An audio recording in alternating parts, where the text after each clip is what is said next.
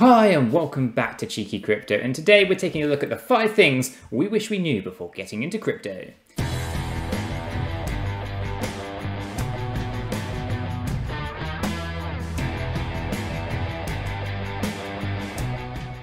So Chris, this is basically 5 reasons or 5 things ultimately that we wish we kind of knew before getting involved in the crypto space. Hopefully these things will hopefully enlighten a few individuals. And yeah, if you find you want to know a little bit more, drop us some notes in the comments. If you do find it useful and informative, go ahead and hit that like button. Chris appreciates that. I appreciate that. And I like to think that you do too.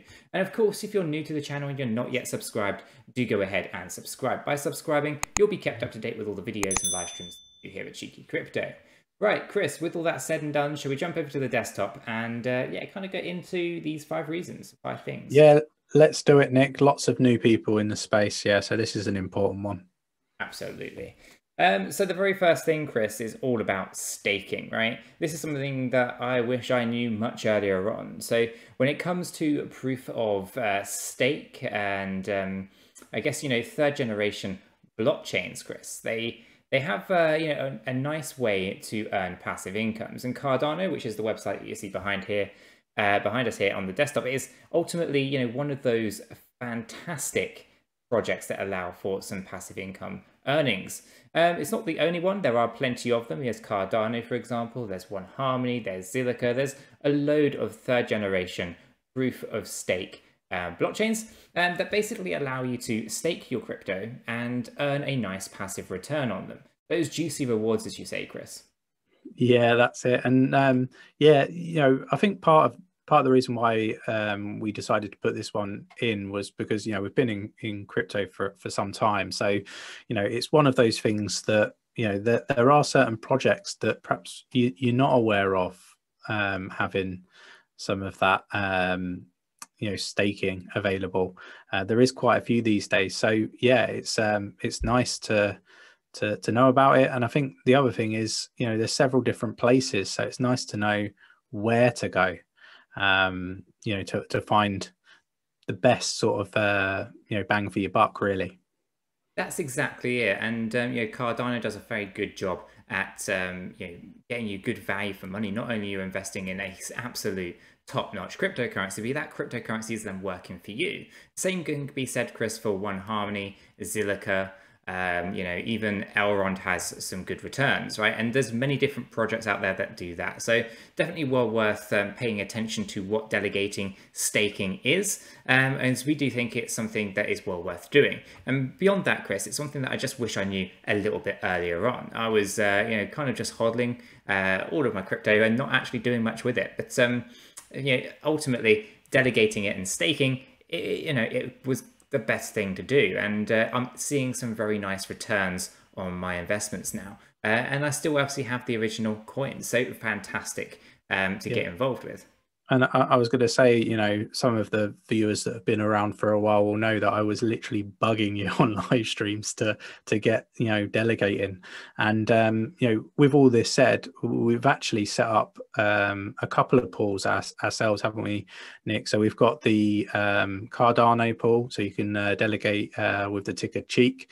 You can do that for all the various Cardano wallets that you will probably be aware of. If not, just check out one of our Cardano stake pool videos, and it'll walk you through everything stepwise. And then we've got the Harmony One pool as well, which is one that we've recently set up. So again, if you're unsure how to do that, then we have got videos on the channel for the Harmony pool as well. Yeah, and beyond those two, Chris, we're also looking to do a couple more different projects as well. So we're looking to hopefully, support the Zilliqa network with running a node and a stake pool over there, and amongst others. So definitely watch that space. Right, that then, I guess, Chris, actually moves us over to the next point, right, which is all about wallets, and specifically hardware wallets, right, Chris? Yeah, what can happen sometimes is you end up with wallets all over the place, or worst case scenario, you keep your crypto on an exchange, right? And I guess there's an element of risk to leaving your crypto on an exchange, and some people are aware and some people aren't. Some found out the hard way, and some have heard about people finding out the hard way. So you have got that that issue where hackers could potentially hack an exchange, and we've seen this with several different exchanges. We're not going to mention names, but it's one of those, not that we want to scare anybody, but safety should be a priority, right? You work hard for your money, and if you invest in crypto, we want to make sure that you're keeping that safe. Obviously you've got different wallets, so you can end up with crypto all over the place, different exchanges, different we call them warm wallets, where they're on like either a phone or a desktop. They're still connected to the internet. We kind of say, if you don't own the keys, you don't own your crypto. So normally for warm wallets that are attached to say a mobile phone or a desktop, you normally get your keys for that. Where it's on an exchange, you don't have the keys, right? And then you've got your hardware wallets, which are more secure, because actually you have to have a hardware piece of equipment to be able to authorize transactions. And Ledger's the one that we prefer to use, and we've got the link in the description of all of our videos if you do want to check those out. But there's still things that we would have liked to have known when we purchased the Ledger, right? Because you've got an S and you've got an X. There's two different options. The S can pretty much handle about 5 different projects or types of tokens, right? So you can't hold that many tokens on that particular version. But the X, you can hold more. But then with the X, you can't use it to delegate to, you can't use it to hold your Harmony 1 on, for example. So there's all these different things that you're not sure of, and you find out kind of once you've purchased a hardware wallet, for example.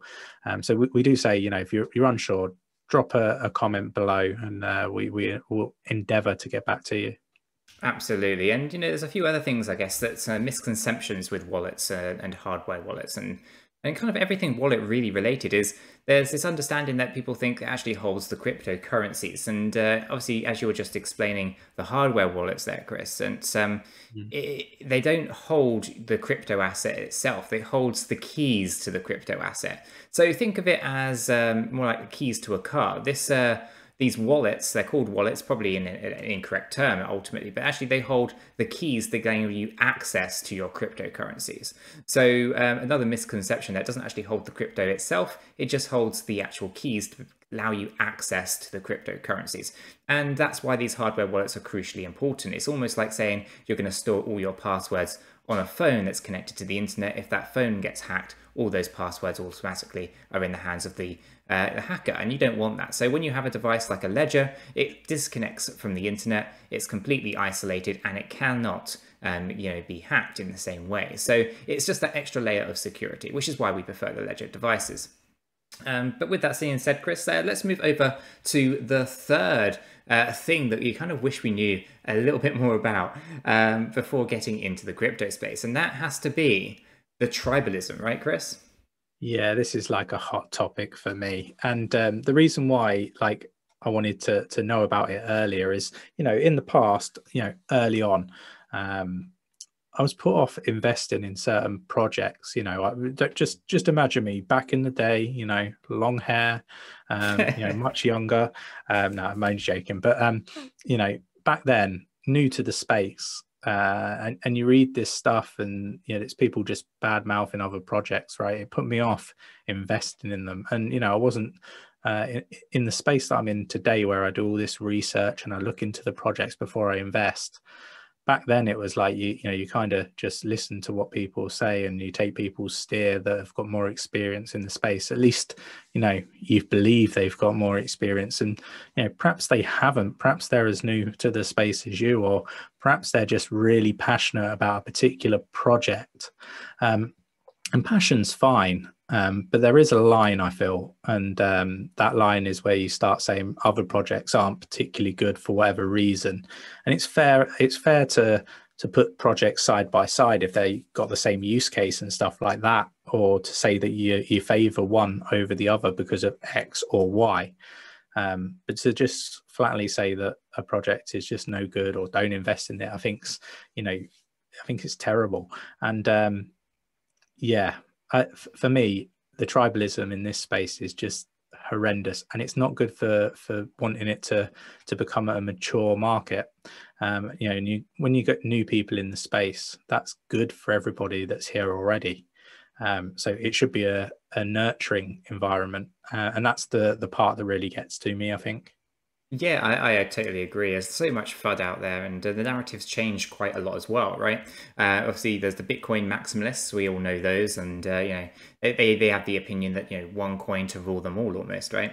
Then there are those who just try to belittle other projects that might not be quite as up to speed or haven't quite got everything all sorted out and lined up, right? Some clear examples are anyone who's in Ethereum believing that Ethereum is going to go to $200,000, for example, and everything else is just a load of rubbish, right?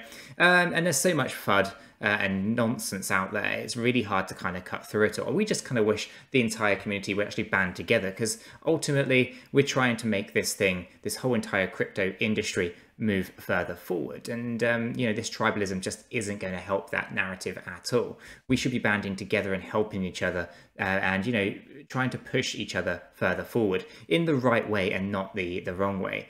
Some of this stuff that you hear, such as Ghost Chain and there's so much other that kind of nonsense, Chris, it's just really not needed in the space. It's just not very healthy.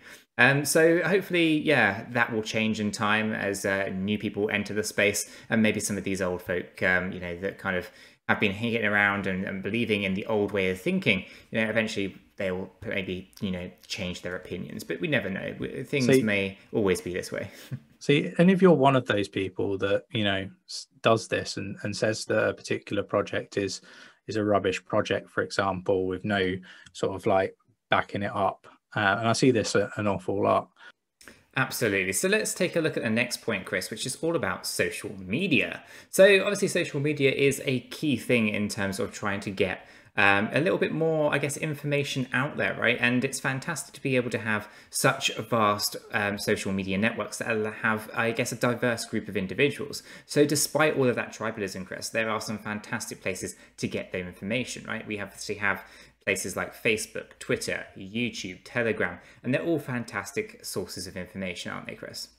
Yeah, they are. And I think, you have still got that tribalism in places. But I think there are some really good Telegram groups out there. I know that we've got one, and I know I'm biased, but I think it's a really good group. We've got a good bunch of people that sort of manage that for us and make sure that it's a really inclusive, supportive environment. You've got, our YouTube channel, for example, and many others, right? People that are trying to educate people in the space. I mean, you've got Cardano with Paul, for example. You've got BitBoy, you've got Moon, you've got all these other channels. Is it Guy? A Coin Bureau, Altcoin Buzz, the list goes. It's a long list.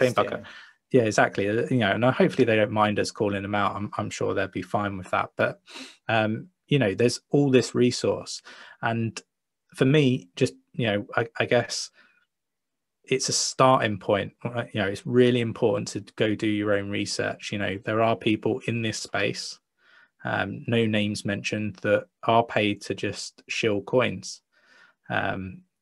So you've still got to do your own research, and I think that's one of the other things that I would like to have known. I would have liked to have known that people are being paid in ETH, people are being paid in Bitcoin to talk about these particular projects, and shill some of these dud projects. With all that said, do your own research and don't just buy in because somebody on social media said that it's a good project. Go dig. I think it's really important. Yeah, it really is important. And more importantly, Chris, is I want to be invited to the next ETH party. I mean, if people are getting paid in Ethereum, I want to be invited next time. But let's move on. Let's go to our very last reason, Chris, or our very first fifth thing, I should say. The fifth thing that we wish we kind of knew, at least I did, I wish I knew a little bit more about, was exchanges, right? So Obviously, when you thrash in the space, the first thing you're probably going to do is, do a bit of a Google search. Where can I buy cryptocurrency, or even the crypto of choice? And you're going to be faced with a few different things. Most likely, you're going to see as the top of your results in Google is going to be Coinbase, right? Then you'll probably see things like Binance and maybe crypto.com and a few others, right? And you're going to go over to Binance, you're going to go over to crypto.com, and you just be like, I don't fully get it. You'll land on Coinbase, and you're going to be, this is fantastic, so easy to use. And the thing I wish I knew a little bit more about was how these exchanges actually worked, how to use a Binance a little bit more efficiently at the start, because you can save a significant amount in fees, right? When you use Coinbase just as a retail investor, you are paying a premium rate, aren't you, on all of the coins that you purchase. And ultimately, if you're using Binance, exchange, or crypto.com's exchange, those fees would have been a fraction of what you were spending on Coinbase. So although Coinbase is absolutely fantastic for newcomers, I kind of wish I just learned how to use Binance at a much earlier stage. Not sure if you agree with that, Chris. Yeah, completely. You've got Coinbase Pro, which is their trading platform, and the fees are significantly lower, even though it's the same company, right? Binance, again, one of the things that I wish I had done is a YouTube search or some sort of internet search to find out, actually, how do I use a trading platform?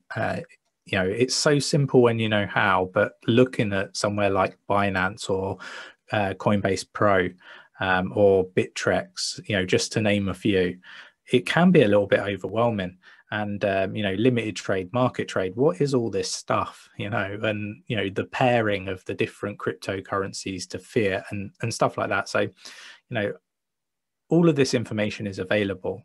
So my suggestion would be, before making any purchases, to educate yourself, find out how to do this, so you can actually buy more crypto with your money.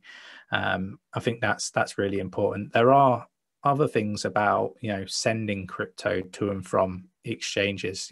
Say, for example, Nick and myself talked about hardware wallets earlier, and there's a lot of people that reach out to us that perhaps have sent XLM to an exchange, but they didn't put the memo number in. Now, there is nothing on the internet, and we will put something together, but there is nothing out there to say, should I worry? Have I just lost all my XLM? And the same can be said for XRP. They have a similar, twofold. You've got two addresses that you need to be putting in, right? And it's fine. The exchange can find it. It's on the blockchain. What happens is it goes into, the best way I can describe it, goes into a bit of a pool wallet of the exchange, and the additional number, the memo number for XLM, is to send it from that pool address to your address from that pool. So it's there, as long as you've kept your transaction that's all on the blockchain and recorded, they can recover that. But there's lots of people that panic about these things, and the customer service for some of these exchanges probably isn't the biggest priority. It would appear off the face of it, because you can wait 4, 5, possibly 6 weeks for a response. And if you're talking about a large amount of crypto, that can be a really worrying 5 to 6 weeks, right? And with that said, always send a small amount first as a bit of a test transaction before sending a big transaction. That's one thing that I would recommend. Absolutely right. So those are the 5 things that we wish we knew about crypto before really getting into this space. And hopefully this helps a few of you out, and hopefully maybe you can investigate a few of those things for yourselves. If you found it useful and informative, go ahead and smash that like button. Chris really appreciates that. I really appreciate it. And I like to think the entire cheeky crypto community here would appreciate it. And of course, if you happen to be new to the channel and you're not yet subscribed, do go ahead and subscribe. By subscribing, you'll be kept up to date with all the videos and live streams that we do here at Cheeky Crypto. And with all that said and done, we hope everyone has a fantastic day, and we'll catch you all in the next one. Take care.